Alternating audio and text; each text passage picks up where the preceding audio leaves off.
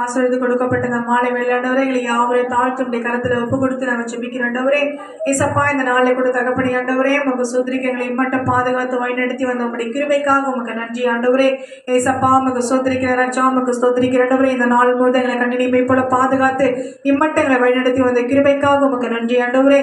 இந்த நாளில் வந்திருக்கிற பிள்ளைகள் யாவரையும் ஆசீர்வதிங்க ஏசப்பா. வர தவறிய பிள்ளைகளோட கதாவே தடைகளை நீக்கி போட்டு ஒவ்வொரு பிள்ளைகளையும் துரிதமாய் நீங்க கொண்டு வரும்படியா ஜெபிக்கிறண்டவரே.